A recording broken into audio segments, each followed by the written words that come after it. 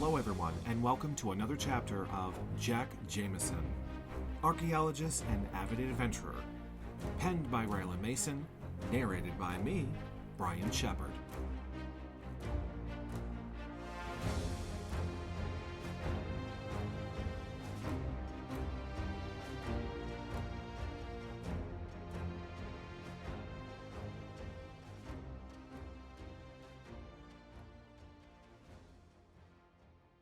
Hello, everyone. Welcome to Chapter 6. The plane started to take a nosedive now that no one was flying it. This had me jumping up front to try to take over. Neither I nor Christopher knew how to fly a plane, so I had two scenarios playing in my head at that very moment. One, the plane would hurl towards the trees, hit the ground in a glory of fire explosion, killing us. Okay, that's definitely not happening. Two, I would glide the plane low enough for Chris and myself to jump towards the trees, to then climb down while watching the plane hurl towards the trees, hitting the ground, and again in a glory of fire explosion. Nope, I don't like that one either. As the plane continued to fall, I was able to steady the plane, that is, until one of the engines cut out. You've got to be kidding me. Chris, I'm going to try my best to get us down, but I've only logged about 6 hours of flying time, I said as I turned to him. The plane was now gliding down towards the tops of the trees. Microsoft Flight Simulator doesn't count, Jack, Chris replied as he belted himself in. If the plane was going to go down, he would at least be in one spot and not thrown around. So he thought. I was able to jerry-rig the plane so it would take an easy glide in. However, when you're flying at a fast rate of speed, it won't look good for the plane. I then jumped out of the front seat and sat next to Chris, who looked so worried. I quickly belted in and took his hand. If we make it and are able to escape, I want you to unbuckle and get away from the plane as fast as you can. I'll be right behind you. Chris just looked at me and squeezed my hand. The plane had finally made it to the trees, as branches and trees took out the front window and tore off both wings. We came in so fast it was a blur until the plane stopped moving, and we were quickly jolted forward and then back into our seats.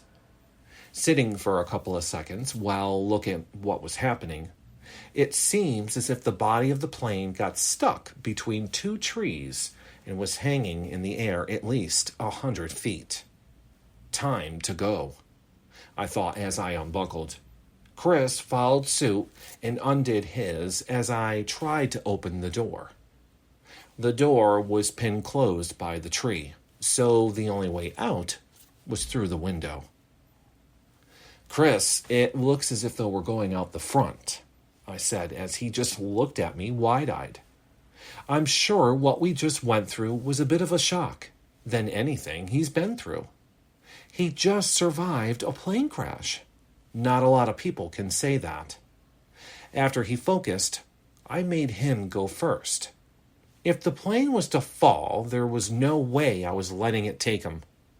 I don't care if it was 10 feet. It was filled with fuel. Now that he was playing monkey and trying to climb down the tree, I also made my way out and down the same way he went. I could hear the plane make a noise as it tilted backwards. Time to move faster. I yelled to Chris to put a move on it, as he too could hear the plane.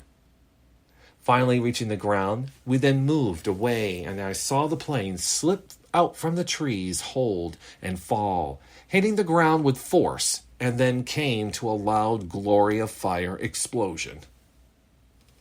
Well, maybe that jerk will think we're dead, because when I find him, he's going to wish he was, Chris said, wiping what seems to be blood from his forehead.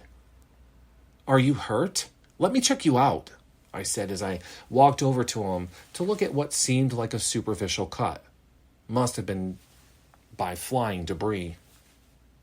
Pulling out wipes from my pocket, I cleaned up his cut, Also in the bag was a small first aid kit. If I've learned anything from good old Josh, it's always to be prepared when out in the field.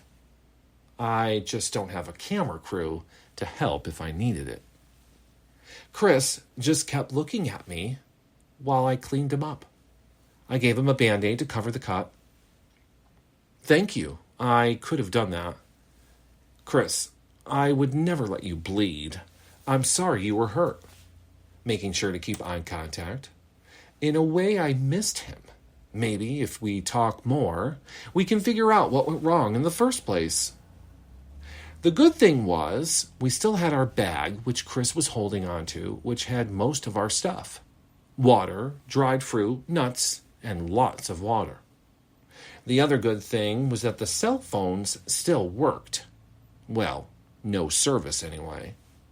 Yet Chris still had the pictures of the map. So, now to figure out where we were. We were in the air for at least 2 hours, so I know we were pretty deep into the jungle. I believe we should keep moving east as that was the direction of the flight. We have to be close to a clearing of some place wide enough to have landed. Yet, I have another plan up my sleeve. I will follow you anywhere, Jack. Just lead the way. Are you going to tell me what this other plan is? I will. It's a working theory. I'm still planning everything out. If I'm right, it might lead us to the Lost City before that murdering piece of...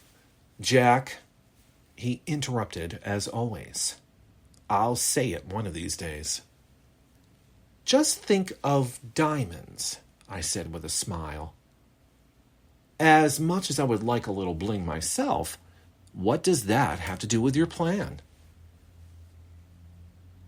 We also need to be looking for mines, diamond mines. I'm sure over the years they still have been mining for them. I hear you can still find some. More often, people mine for gold in this region. Like I said, working theory. We have a map on my phone, so I'm sure we can figure out something. I just remembered. In the diary, she mentions walking past 2 statues to the entrance. She says it was almost like they were watching her. Her husband, the king, later told her that they were to ward off evil and to scare off outsiders. Maybe we can look for old ruins while we're at it, he said. I give him credit, as he's always good at remembering things. Heading west, we made our way through the thick jungle, making our own path as we went. All we could hear were the sounds of birds, insects, and other animals that call this place home. Now was a great time to chat with Chris. We really have not caught up since we began this adventure. Not with him adding Cassius into the mix, which I can't blame him. He didn't know that he would have stabbed us in the back, and then, what surprised me, killing the pilot, and then trying to kill us. Cassius, I believe, is getting desperate, as he owes money to various people who want it back. It's how most of his expeditions were funded, as the archaeology community were sick of him. I didn't blame them in the least. So, how are you doing? Are you okay? Did you want to maybe stop for a snack and some water? I asked as I noticed he was starting to sweat. The humidity was climbing. Even in the shade, there was no comfort. Yeah, that sounds good. Water wouldn't hurt, he said as he stopped to take off the bag and pull out the water and a snack for us. Still quiet, I decided to jump in and at least start the convo. As soon as I went to start talking, I heard voices. Who in the world could be out here? I motioned for him to slowly get up and close the bag as we hurried behind a fallen tree. Keeping an eye, I noticed 3 of them, all packing weapons. They must be sent by Cassius to make sure we didn't survive. And if we did, well, you know the rest. They walked right past us. No doubt to check the plane, which, the good thing is, there wasn't much left after it exploded, so good luck with the search. That was until one said something to the others and started to backtrack. Of course the guy had to walk close to our fallen tree. As I was leaning next to Chris, I could feel him shaking. I simply put my arm around him, which helped. By then, the guy simply kept walking, looking, stopping, looking again. I think he was lost. Laughing to myself. That was until the other two came running through the bushes. As they did, the lost one swung around, pulled out his gun, and shot one. In the arm, no less. "Are you out of your mind, Bob? What the heck were you thinking?" the bigger guy said as he looked over the guy's arm. "Yeah, you jerk. You could have killed me, you idiot." "I'm sorry, Jeff. You scared me," Bob said, looking sad. "Great. It's the Three Stooges. What entertainment." A small breeze just blew in. That's when I noticed Jeff twitching his nose. "Hey, I smell something," he said as he started to look around. "Smells like something from Macy's. You guys wearing cologne out here?" I didn't think of that. Chris just looked at me as if he knew it was him. "Oh, God, it's me. They can smell me," Chris said as the shaking was back. I just held him and we scooted down even further. I'm sure they wouldn't come this far. Or would they? Thanks, everyone. I'll catch you for Chapter 7.